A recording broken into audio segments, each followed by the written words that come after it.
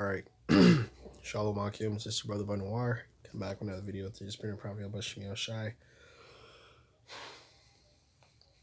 This is going to be another sit down through the spirit. We're going to do this one.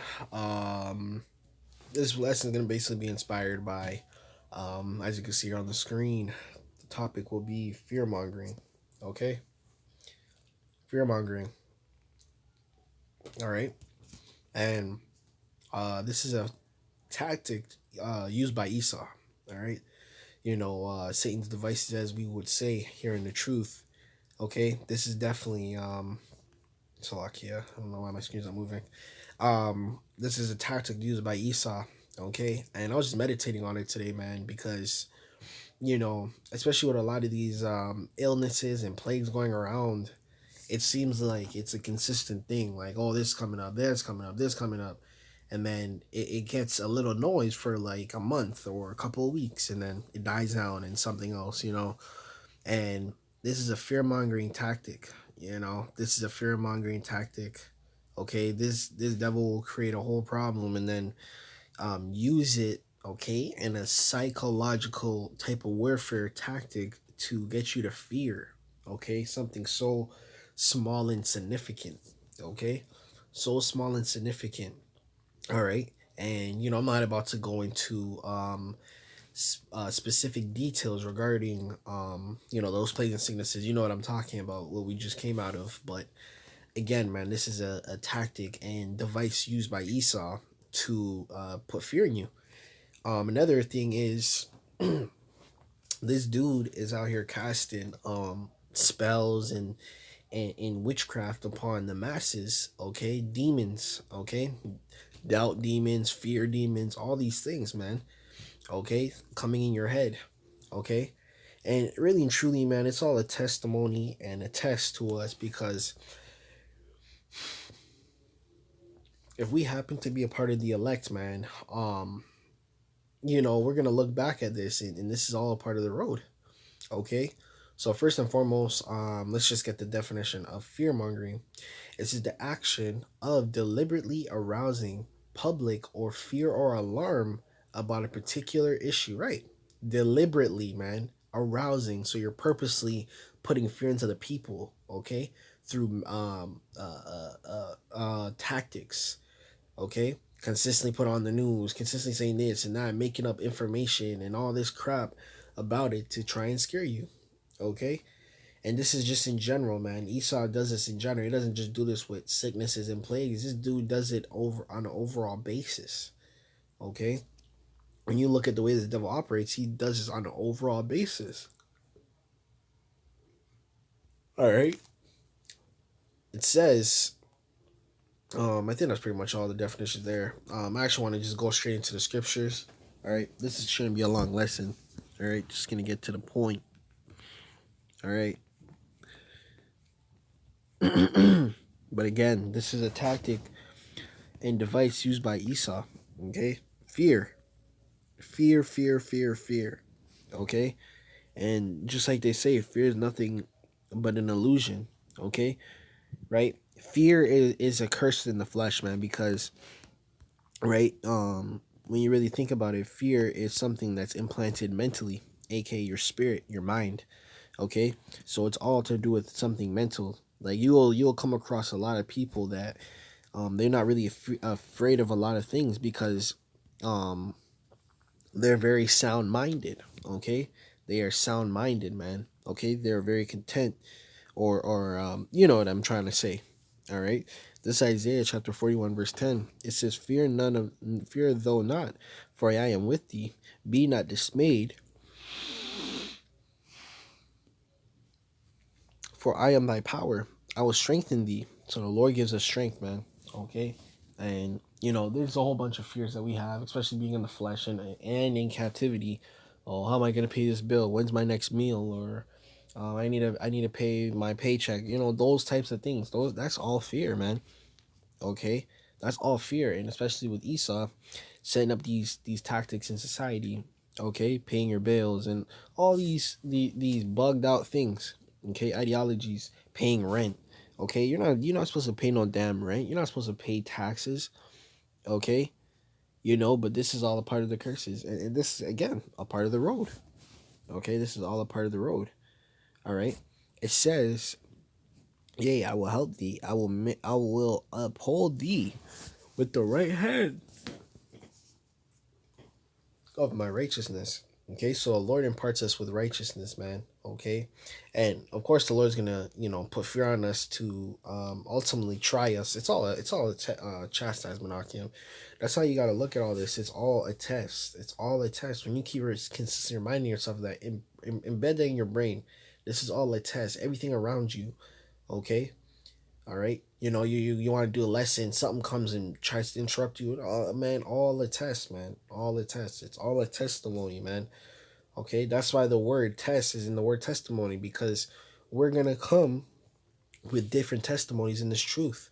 And who knows, a brother that just came in the truth or been in the truth, even been in the truth, man, and he's currently going through that experience or a new experience, and his experience of what you've already experienced 10 times over. Guess what? What you're saying, okay? What you're saying to that brother, okay? Or you're doing the video or whatnot. That is very helpful, man. Okay?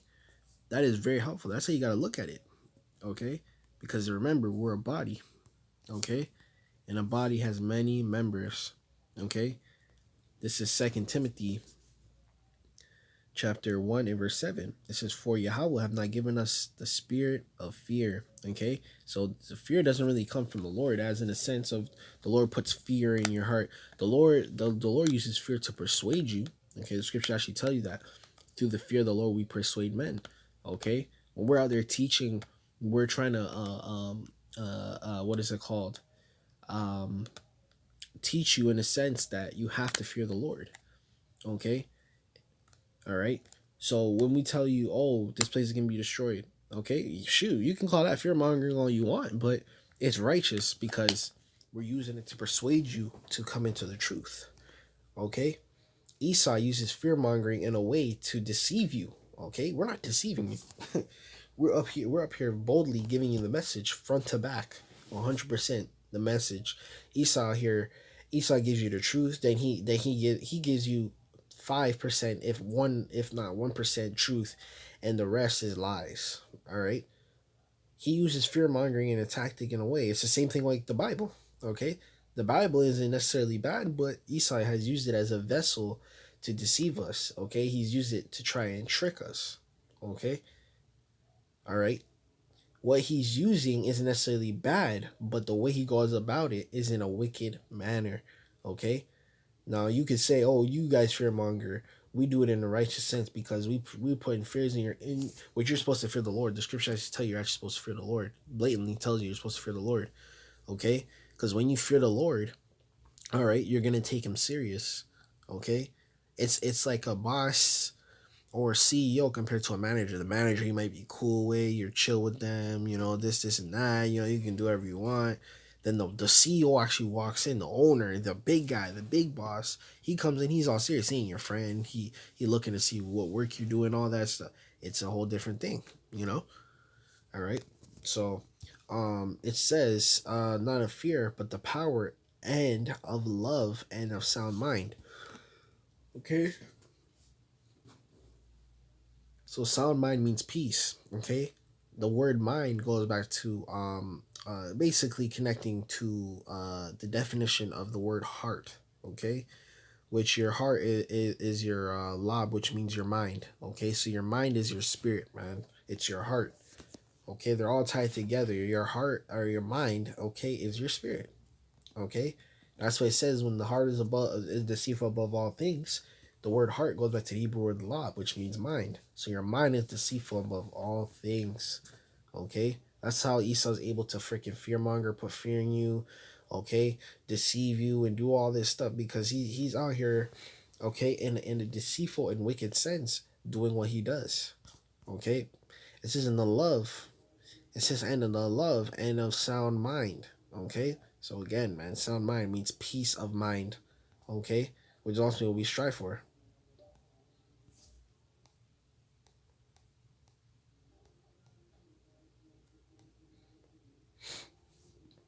Slovakia, right? We strive for peace of mind.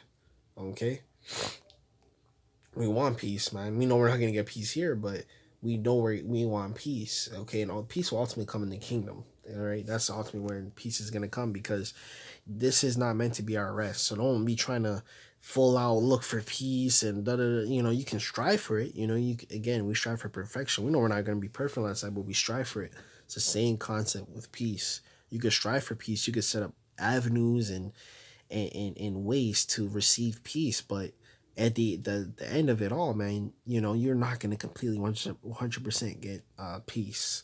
Okay, this is Isaiah chapter 43 and verse 1. It says, but now thus saith the Lord power that created thee, O Jacob, that he have called, that he have formed thee, O Israel, fear not, for I am redeemed thee. Right, the Lord is going to redeem us. Okay, and fear is nothing but the imaginations of the flesh. Okay, and then once fear kicks in, that's when doubt kicks in. Okay, right? I'll give you an instance. You're in a life or death situation. Or if I walk down here, or say you're walking at night, you're walking your dog, and what is it called? You know, so you're walking your dog on a trail, and there's wild animals like coyotes or foxes or whatever. Okay, fear kicks in, and then what kicks in? Doubt. You start to doubt that you're going to make out the situation. You start to think you're going to die, and you're going to get harmed and severely hurt. You're not going to get no help. That's all doubt. That's all doubt. Okay, and for an instance, maybe you set up a whole prayer before that. Okay, you set up a whole prayer before that, but that situation still happened. Okay, you see what I'm trying to say? All right, fear is essentially, okay, doubt. Okay, right, which the Lord is going to redeem us. Okay, we need to be redeemed. All right, we need to be aka rebranded, if you will. I have called thee by thy name, thou art mine. All right, so we're the Lord's apple of his eye, aka his property, his kindred, his people. Verse 2, when those passes through the waters, I will make thee, and through the rivers, those shall not overflow thee. When those walkest through the fire, those shall not be burned, neither shall a flame kindle upon thee. Right, untouchable. Okay, safe haven, protected. Okay, and that's what we want. That's what we strive for. That's why we believe and have faith in Yahawashi, low willing unto the end and forever. All right. So with that, man, low, this lesson was edifying. This is a lesson on fear mongering. Okay. All right, a tool used by Esau in a wicked manner to deceive you people into thinking, let's just say, um, deceitful thoughts. All right. So with that, man, I'm gonna give all praise and glory to the Father, Son, Yahawashi. Until next time, I'm gonna say Shalom.